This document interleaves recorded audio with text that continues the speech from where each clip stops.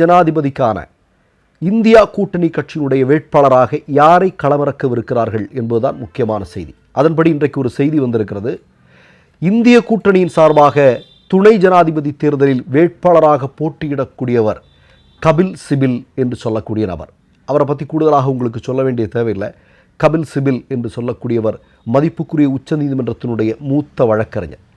மோடியினுடைய ஆட்சி என்றைக்கு இந்தியாவில் வந்ததோ அன்று முதல் மோடியையும் ஆர்எஸ்எஸ்ஸையும் தொடர்ந்து பாடாய்படுத்தி கொண்டிருப்பவர். இன்றைக்கு தேர்தல் ஆணையத்தினுடைய தில்லுமுள்ளுகள், அவர்களுடைய மோசடிகள், எலக்ட்ரால் பாண்ட், இப்படி சொல்லிக்கொண்டே போகலாம். இதில் எல்லாத்திலையுமே மோடியையும் அமித்ஷாவையும் ஆர்எஸ்எஸ்னுடைய தூக்கத்தையும் கலைத்து கொண்டிருக்கக்கூடிய நபர்தான் இந்த கபில் சிபில் என்று சொல்லக்கூடியவர்.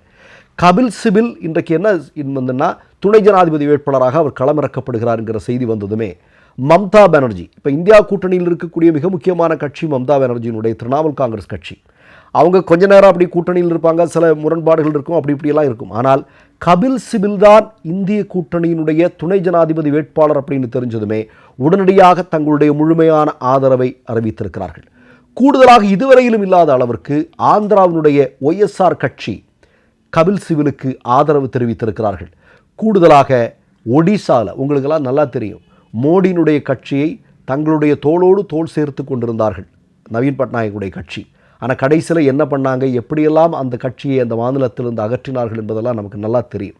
இன்றைக்கு ஒடிசாவினுடைய நவீன் பட்நாயக்கினுடைய கட்சி கபில் சிபிலுக்கு ஆதரவு அளித்திருக்கிறது. அப்படி என்றால் ஒட்டுமொத்தமாக இன்றைக்கு ரெண்டு பேருடைய தோளில் கை போட்டு ஆட்சி நடத்தி கொண்டிருக்கக்கூடிய மோடி யாரை நிறுத்தினாலும் அவர் துணை ஜனாதிபதி தேர்தலில் தோல்வியுறப் போகிறார் என்பது முடிவாகி இருக்கிறது. ஏறத்தாழ அதான் நடக்க போகுது அப்படிங்கிறது. அதற்கு மல்லிகார்ஜுன கார்கே நீங்கள் ராஜ்யசபாவில் தெளிவாக சொல்கிறார். என்ன சொல்கிறான்னா, இன்றைக்கு ஜெகதீப் தன்கர் ராஜினாமா செய்திருக்கிறார். அந்த இடத்தில் நடக்கக்கூடிய தேர்தலில் அதற்கான வெற்றியை நாங்கள் சரியாக பயன்படுத்துவோம் அப்படின்னு சொல்கிறாங்க. கூடுதலாக மோடியை பார்த்து அமித்ஷாவை பற்றி சொல்கிறார், உங்கள் கூட இருக்கிறவங்களே உங்களுக்கான ஆதரவை கொடுக்க மாட்டார்கள், எழுதி வைத்துக் கொள்ளுங்கள் என்று மறைமுகமாக அவர் எச்சரிக்கை விடுத்திருக்கிறார்.